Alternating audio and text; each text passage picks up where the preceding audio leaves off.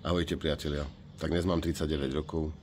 Mnohí mi už píšete na timeline, na časovú os na Facebooku, tak vám všetkým pekne ďakujem za gratulácie. Nečakal som, že budem 39 rokov oslavovať v Afrike. Nečakal som, že budem mať v dome tehotnú priateľku, ktorá mi o 5 týždňov zhruba dá syna. A za tieto dary už som neuveriteľne rád a vďačný.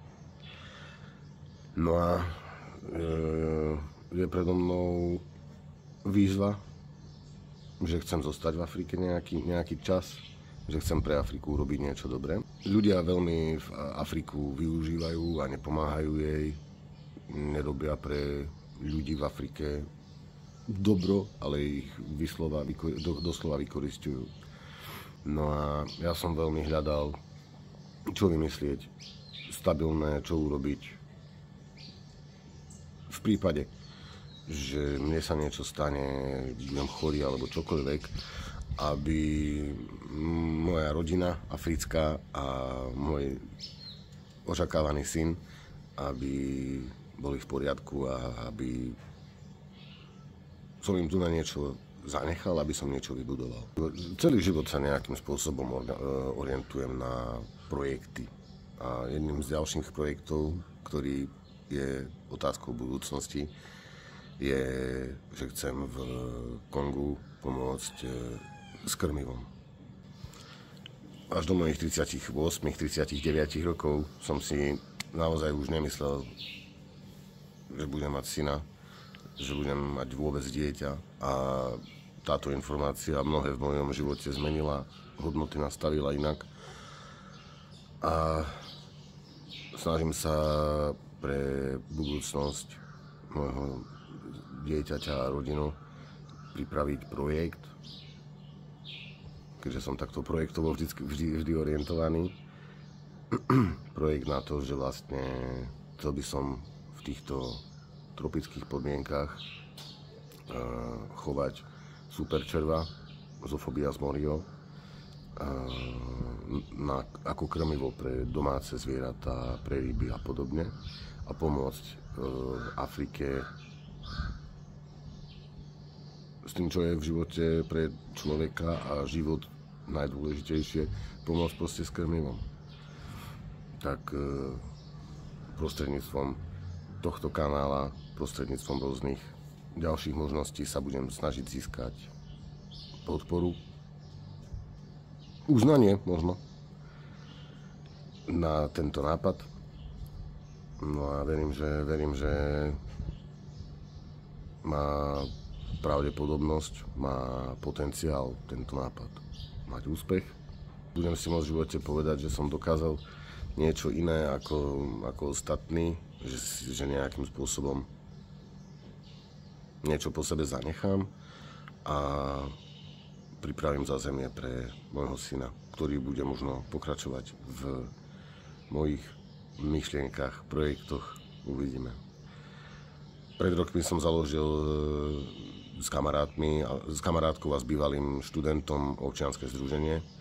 Pokúsime sa momentálne zmeniť stanovy, proste obnoviť jeho funkčnosť a nastaviť ho tak, aby som dokázal získavať podporu pre projekt krmiva superčerva v Kongu.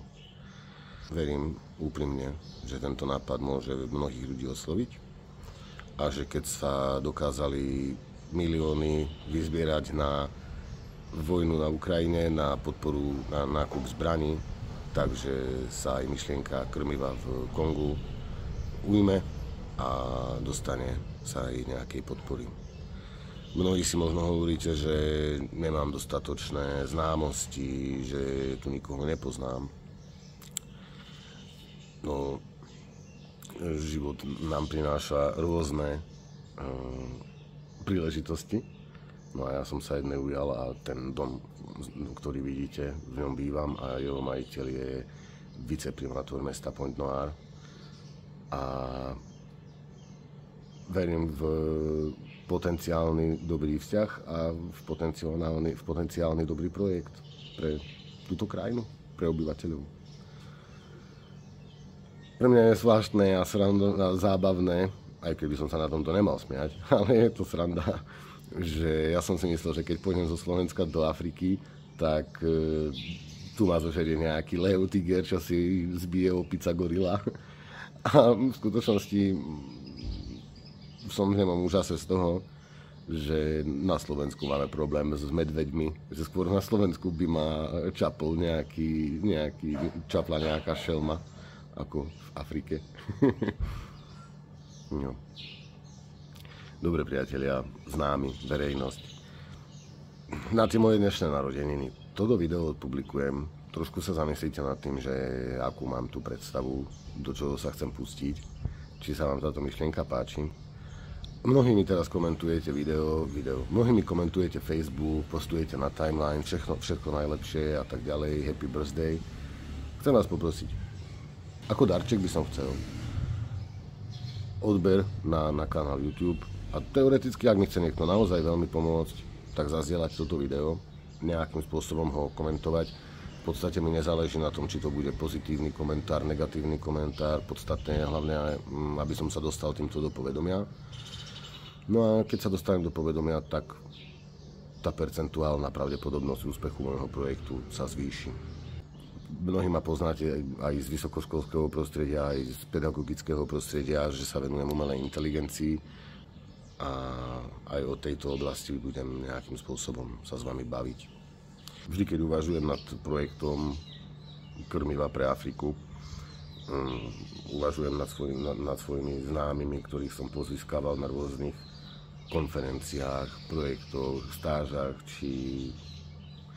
no napríklad spomínam si na Friedrich Ebert Stiftung, spomínam si na Akadémiu sociálnej demokracie, ostatné akadémie politické, ktoré som absolvoval pod stranami Sieť, Nova. A myslím, že ak mi aspoň v rámci mojich narodenín niektorí video zazdieľajú alebo aspoň dajú odber na kanál, to pomôže, lebo proste pomôže zvýšiť to zviditeľnosť a zlepšiť to algoritmy, tak verím, že môžem získať podporu. Tento projekt určite nie je taký, že zo dňa na deň sa niečo posunie, to nie, ale beriem to tak, že cesta je cieľ. A vidím to tak, že môže to byť niečo, na čo budem v živote skutočne hrdý, že ak sa mi to aj nepodarí, že som sa o to aspoň pokúsil. A viem, že som na správnej ceste urobiť pre spoločnosť na tomto svete niečo dobré. Niečo, že si ľudia povedia, dobre, tak tento sa aspoň snažil. Som zvedavý na 40. narodeniny, ktoré budú vlastne o rok.